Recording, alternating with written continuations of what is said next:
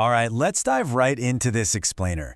Today, we're looking at a historical figure whose very name is literally synonymous with deception and ruthlessness. You've probably heard the term Machiavellian used to describe a scheming politician, a backstabbing coworker, or a ruthless dictator. But today, we're going to look at the actual man and prepare to have everything you thought you knew completely turned upside down. For centuries, I mean going all the way back to Shakespeare's plays right up to Bertrand Russell calling him the philosopher of gangsters, Niccolo Machiavelli has been painted as this ultimate teacher of evil and tyranny. He's been heavily associated with the devil himself. Did you know the Old English nickname for the devil, Old Nick, actually came from his first name, Niccolo? Yeah, that is an incredibly heavy legacy to carry. But what if we've gotten it completely wrong? Seriously, what if this so-called villain didn't actually teach the world to be evil, but instead laid the hidden foundation for the modern free world?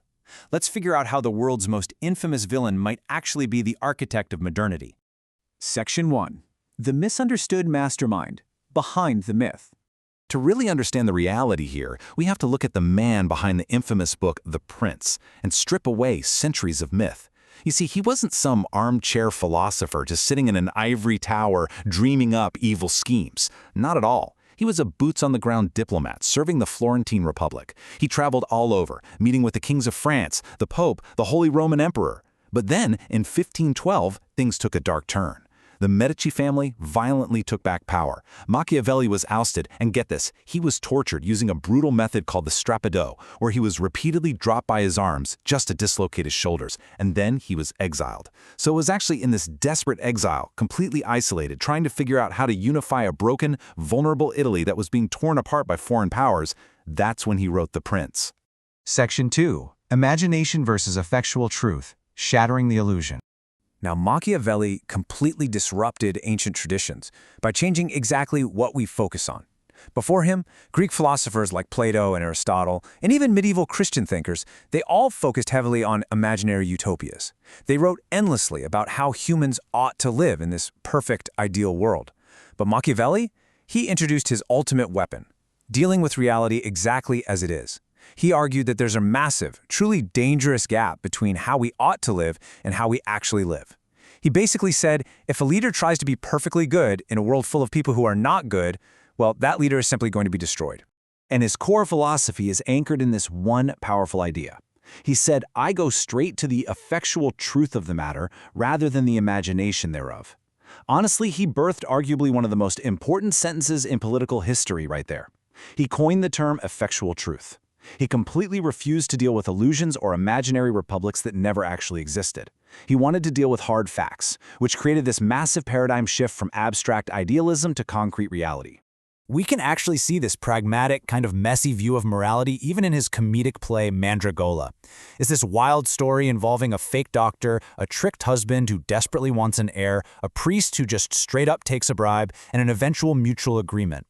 Now, without getting too bogged down in the scandalous plot, the main takeaway is that a totally convoluted scheme of deception ends up creating a mutually beneficial, albeit highly compromised, arrangement for everyone involved. For Machiavelli, human nature is complicated, and aiming for perfect purity is rarely how problems are actually solved in the real world. So here is an absolutely crucial point. Machiavelli didn't just promote evil for the sake of evil. That's a massive misconception. Instead, he argued that preserving the state sometimes necessitates setting aside traditional goodness. Fun fact, he never actually wrote the exact phrase, the ends justify the means.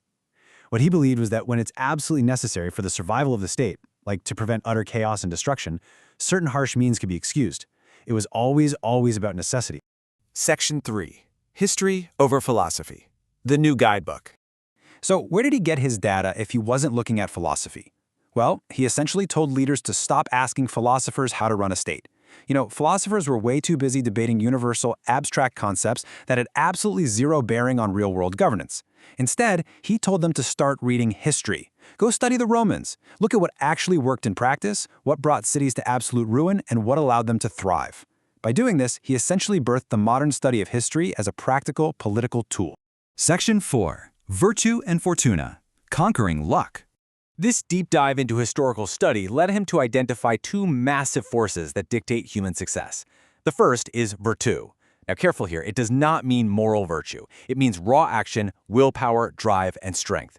The second is fortuna, which is luck, fate or just the wild unpredictability of circumstance.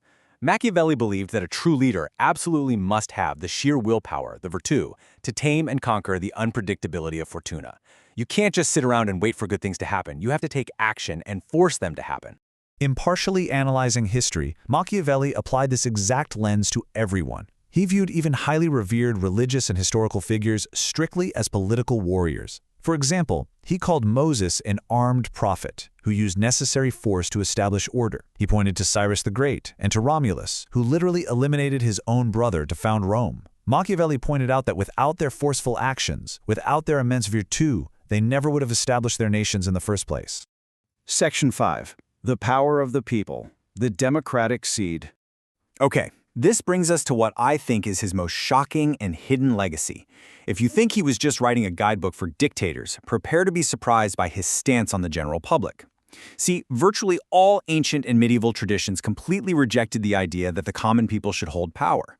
Plato hated democracy. He saw it as dangerous mob rule. Aristotle wasn't a fan either. Even Roman thinkers like Cicero favored an aristocratic mix, definitely not true democracy. And medieval thinkers, they believed power flowed top-down, straight from God directly to kings. The masses were considered ignorant and completely unworthy of political power. Yet, Machiavelli broke every single rule of his era to state something truly revolutionary, that all power is derived from the consent of the governed. He boldly declared that the base of all power is the public. For the 16th century, this was an earth-shattering thought. He was the first major political thinker to come out and say that the foundation of a state's strength actually lies in its people, not just its elites.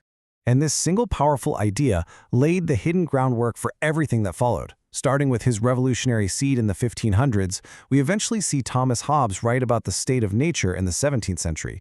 Then John Locke formulate natural rights. And finally, Rousseau formalizing the social contract in the 18th century. The very liberal democracies we live in today trace their intellectual roots right back to Machiavelli's break from ancient elitism. Section 6. The founder of modernity, the architect of today. So, as we wrap up this explainer, we really have to look at the sweeping scope of his influence across human civilization. By replacing illusions with facts, elevating action over contemplation, and recognizing raw human nature, he didn't just change politics, he is arguably the father of modern political philosophy. But his influence goes even further than that.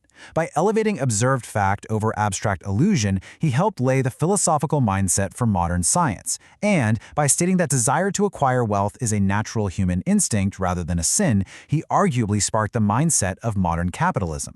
In a lot of ways, he birthed the modern world. Which leaves us with an absolutely fascinating thought to take away today. Did Machiavelli teach the world to be evil? Or did he just finally force us to open our eyes to the truth? Was he truly a villain, or just the first person brave enough to explain how the world actually works? Think about how his effectual truth applies to your own life and the structures around you today. Thanks so much for joining me on this explainer, and remember, keep questioning the illusions around you.